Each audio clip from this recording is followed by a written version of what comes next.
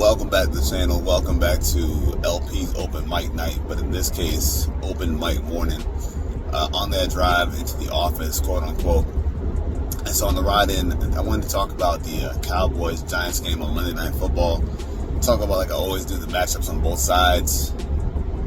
So for the game, the Giants are 2-0, and they're tied for first place. So I talk about their supposed improvement under new head coach Brian Daboll, and maybe a bounce back year from Saquon Barkley. Now on the other side with the Cowboys, 1-1 after that last second win versus the Bengals, and what might be the last start, fingers crossed, for Cooper Rush this season, and possibly the return of Michael Gallup. So like I always do on the channel here on Stonehall Sports, I'm going to talk Cowboys, Giants, talk about the Cowboys defense first against the opposing offense, and then we'll switch sides. But before I do that, if you guys like the style, like the video, hit that like, hit that sub button to share it out there, Cowboys Nation. So let me just get to it real quick. I had some notes I had jotted down, but as you can tell, I don't have them with me, so I'm going to go back from memory. But starting us off with the Cowboys defense against the Giants offense. The Giants O-line to start with. That unit is a suspect, leaky offensive line, and they have been for the last almost 10 years.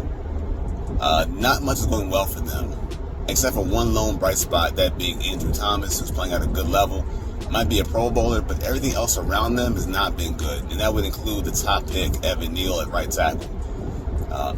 By the numbers, by the stats, Daniel Jones is the most pressured quarterback in all of football, and I mean that from a physical standpoint and a metaphorical standpoint, but really, the pressure on him from this line is just, tops in the NFL. And you can't talk about pressure without talking about Micah Parsons. Micah Parsons, I talked about him before, is that type of guy. To me, he's a top 5 defender in the NFL. Top 5 defender in the NFL, and should be the odds-on favorite for DPOY. He's at a crazy pace, a crazy tear.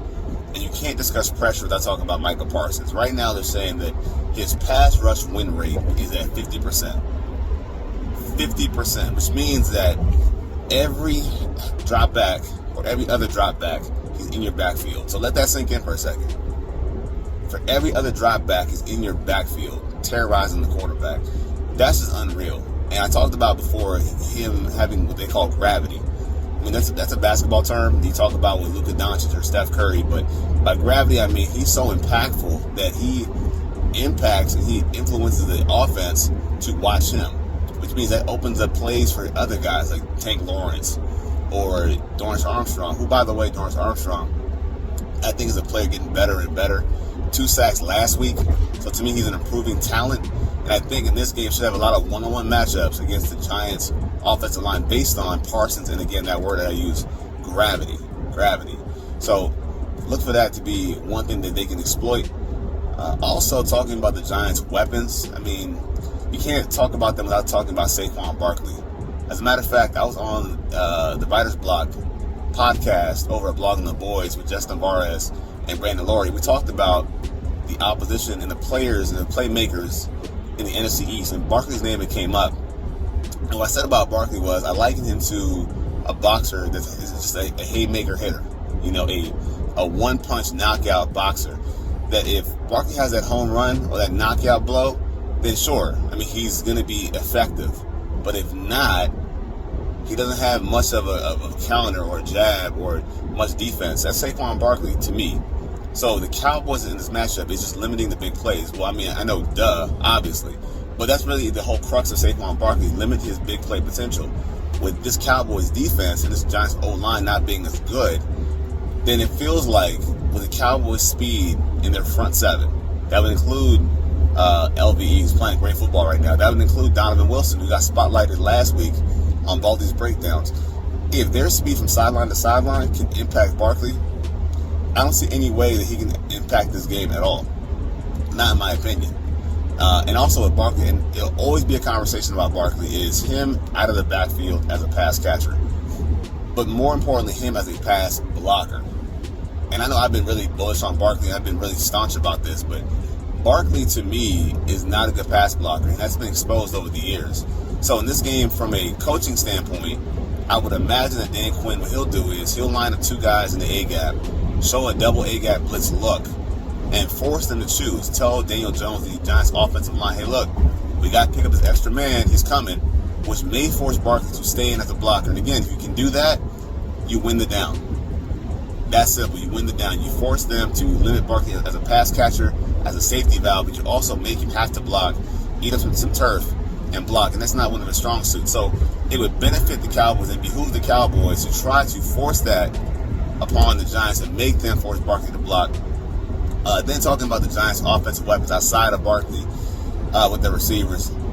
With Kenny Galladay, I just don't get what happened there. It didn't make much sense for Galladay in the first place. To be honest with you, him signing there didn't make much sense. I know he was in talks to sign with the Ravens. He chose not to. And it seems like that was the worst thing for his career. He's not very involved. It seems like he doesn't really have any interest in being there, just from what you watch from him. And then the other weapon that everyone talked about last year, Kadarius Toney, I think he's out this week with a hamstring injury. So he's also out. So they're down, really, metaphorically and physically, down two players, Galladay and Toney. You still got to watch Sterling Shepard. He's been getting plays down the field from Daniel Jones, so he's going to be one to watch. But the other two receivers that I want to spotlight aren't guys that you probably would know off the top of your head, but they're the ones to spotlight because they're pesky and they make timely plays. And that would be David Sills, the receiver, and also the other receiver, Richie James. Richie James has a connection with Daniel Jones. He's been sought after, I believe it's number 80. He's been sought after on third down and long by Daniel Jones, so you have to take him away and not let Jones feel comfortable with that person. But speaking of Daniel Jones also, he's not as bad as, some think. And he's not as bad as I've made him out to be on my channel. I know I've made jokes before, but he's not that bad. He's getting a little bit better steadily. A bit of a step back last week. But the one thing that I did notice last week also for the Cowboys is they have to do a better job of not getting out of their rush lanes and letting these quarterbacks get out of the pocket and extend plays. It happened twice last week, I believe, with Joe Burrow, and it could happen again with Daniel Jones if they're not careful. So they must contain the quarterback in the pocket and not let him get outside. But if they can handle that business, that should be fine. And also limiting the Giants' vertical passing attack. Not to get ahead of myself with predictions, but I do think with Malik Hooker, him being a center fielder, playing sideline to sideline with the ball in the air, I feel like he's one that can limit their deep passing threats. So look out for him. Again, not a prediction of mine necessarily, but look out for him. And then on the flip side, that's the Cowboys offense versus the Giants defense. When it comes to the Cowboys offense, it's all about the offensive line in this game, in my opinion. From what we saw and heard this week, according to RJ Ochoa, shout out to you, RJ, they were saying that Jason Peters was getting practice time at right tackle and left guard in preparation for the game. Now, I'm of the opinion when it comes to Peters that you never want to teach an old dog new tricks at this far off in the life cycle. However, if you feel like he gives you your best five, it's a good problem to have. Peters has a lot of experience. He's a very astute player. And it's funny, I believe it was Ross Tucker who was describing when Peters learned that he was a left tackle. Pretty much, as the story goes, Peters was an undrafted free agent for Buffalo, with a tight end. And Ross Tucker said they just threw him in there at left tackle. Just threw him in and see what would happen. He was so gifted naturally at the position that he was just a prodigy almost. Like he just understood what to do inherently to play left tackle in football. Having played tight end his whole life, it sounds like. So that adaptability with Peters may be there. If you're confident enough in doing it, by all means try it out. I would prefer not to. But it seems like the intent for the Cowboys, from not just this game, but moving forward, is having your best five on the field at all times. Now, ideally, I would say, if you're going to play Peters, make him your left tackle, kick Tyler Smith inside the guard. And by the way, Tyler Smith has played very good football at left tackle. So, shout out to him, of course. But kick him inside. If he's a good left tackle, he might be an even better left guard. Kick him inside. Let Tyler Biadasz handle his business at center alongside Zach Martin. And then with Terrence Steele, who, by the way, also played better last week, let those be your five. Get Matt Farniok off the field. Let those guys be your five and take it from there. But we'll see how that decides to match up with the offensive line. Also, the Giants on their side of the ball, the edge rushers, it looks like indications say that they'll have back their top pick, Kayvon Thibodeau. They'll also have back Azeez Ojulari. So that also carries some pressure. You'd like to see how that's handled. If I'm concerned about anybody, I would say more so I'm going to be worried about Terrence Steele. Just hasn't earned my confidence full-fledged, but I will give him his respect for last week. And then in the running game, I do want to see Zeke Elliott involved more in the running game. And I know that's not what I normally think. That's really not my style or not my MO. But I feel like you have to get Zeke going, because in this game, I feel like overall it's going to be a slugfest. Low scoring, one of those type of games. So you do want to get Zeke involved a little bit to give yourself some kind of momentum and buy yourself manageable downs from first and second down. So I want to see Zeke get a little bit involved. And no one's talked about this much, but it should be discussed that when it comes to Zeke Elliott, he hasn't been involved much in the passing game. And I feel like that should be more of a factor going forward. Whether it's just the screen plays that we've seen him handle so many times before, whether it's the dump offs, kind of get his feet wet a little bit, give him something to do in the passing game to get something out of him, to be honest with you, get something more out of him. But also, with Pollard as well, I think with what you have, with these edge players, the Ojalaris and the Kayvon Thibodeaux, you want to test them as well on the edge, on the outside. Dallas had a lot of success running the ball to the edge with Pollard last week. So I wouldn't see why not to try it again this week. So with Tony, I feel like he's got to get at least 10 touches, whether that's going to be jet sweeps from the backfield. It doesn't really matter. But get the ball in his hands, let him make plays, get him in space, and see what he's got. And then one major note, for those that have been watching, Dalton Schultz was out all week from practice with I believe the MCL tear or the MCL sprain or PCL sprain, not sure which right now, but he was out all week. That's a major injury, and the reason why is for what's behind Dalton Schultz. So the Cowboys right now only have 2 healthy tight ends on the roster, and they're both rookies, that being Peyton Hendershot and Jake Ferguson. In week 1, the Cowboys are very, very direct in their approach of playing 2 tight ends and having them both on the field at the same time. Playing 2 rookie tight ends and playing 12 personnel may not be your best bet. And because of such, they may realize that implicates or impacts your numbers going into the game as to who gets a jersey, who dresses, who doesn't. That is going to be part of the equation. And I think based on that, what you're going to see, because they have 2 tight ends who are rookies that will suit up, and there are only 2 guys that are healthy, more than likely means you're going to have to promote somebody to play in this game. And I don't mean promote for the practice squad, I mean get a receiver a jersey that has not been playing. So your receivers should be guys, for example, Turpin, Lamb, Noah Brown, Simi, and it should be, I would think, if Gallup also plays, should be Jalen Tolbert. So you may see Jalen Tolbert actually get playing time or get a jersey this week based on not having enough healthy tight ends. So I would expect it that way. As far as the matchups go, what's going to happen is more than likely to have CeeDee Lamb drawing Adoree Jackson. Adoree Jackson's played a lot better football with Wink Martindale. I've been critical of him before with Tennessee, but he's looked the part. He's played well. So you'll have more than likely CeeDee Lamb matches up against Adoree Jackson. And kudos to Lamb for last week. A lot of pressure on him as well. A lot of talk about what he needs to be an elite number 1 receiver. And he did his job last week. So it won't be as easy going up against, Chidobe Awuzie or Eli Apple. It's a better challenge or a better test. And so he's got to be ready this week. Now, opposite of Adoree Jackson, from what I know, the starting corner is out, Aaron Robinson, I believe. So that means, I think his name is Cordell Flat, not sure.